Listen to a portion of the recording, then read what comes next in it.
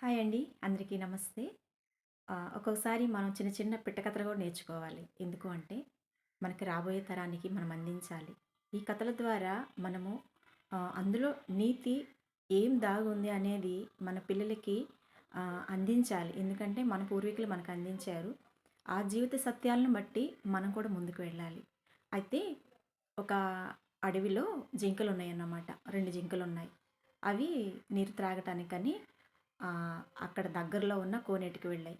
వెళుతూ ఉండంగానే ఒక ఫస్ట్ జింక అంది, "వద్దు వద్దు మనం నీళ్ళు తాగొద్దు.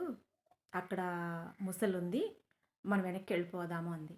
అంటే రెండో జింక అంది, "ఏది అక్కడేది కనిపించట్లేదే" అనంటే, "అదిగో అక్కడ బండలా కనిపిస్తుంది గదా!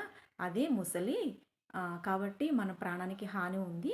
మనం వెళ్ళిపోదాం" అంది. అంటే రెండవ జింక అంది, "కాదు కాదు అది బండేను. ముసలైతే అలా ఎలా ఉంటది? అది కాదు అది బండే" అంది. సరే మొత్తానికి ఈ మొదటి జింక ఏం చేసిందంటే, "చూస్తా ఉండు నేను వెళ్తాను. అది కదులుతుందో లేదో చూడు" అని చెప్పానని ఈ మొదటి జింక అక్కడికి వెళ్ళింది. ఎప్పుడైతే రెడీగా కాచుకోనున్న ఆ ముసలి అనేది మరి మొదటి జింక రాగానే మరి దాన్ని పట్టుకొని తినేసిందన్నమాట. అంటే ఇప్పుడు రెండో జింకకి ఆల్రెడీ అర్థమైపోయింది. అది బండ కాదు, మొసలి అన్నకర్థం. కానీ ఇది నిజము అని నిరూపించటానికి మరి మొదటి జింకకి తెలుసు. అది బండ లేకపోతే ముసలానని.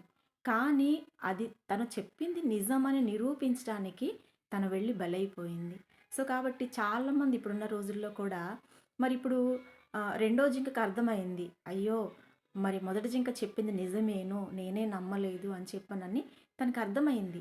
కానీ అర్థమైనా కూడా తను ఏం చేయలేదన్నమాట. అలాగే ఇప్పుడున్న పరిస్థితుల్లో చాలామంది వాళ్ళకి అంటే జరిగిన సంఘటనలను బట్టి, అనుభవాలను బట్టి కొంతమంది వ్యక్తుల గురించి అది ఇది వాళ్ళు కరెక్ట్ కాదు. వాళ్ళు కొంత ఇబ్బందిగా ఉండే వ్యక్తులు, అలాంటి వాళ్ళతో మనకు స్నేహం మంచిది కాదు అని చెప్పినప్పుడు కూడా చాలామంది నమ్మరన్నమాట. సో, కాబట్టి ఈ మొదటి జింకలాగా దయచేసి ఎవరు కూడా మరి ఇది నిజము అని మనల్ని మనం నిరూపించుకోవడానికి మనం వెళ్ళి మనల్ని మనం అప్పగించుకోకూడదన్నమాట. కొంచెం జ్ఞానం కలిగి మరి ఈసారి కాకపోతే ఇంకోసారి నా అవకాశం వస్తది. వాళ్ళు ఎప్పుడైనా కూడా ఆ మోసం అనేది దాగదన్నమాట. ఎంతో కాలం దాగదు. చాలా అందంగా ఉంటది. కానీ దాగదు.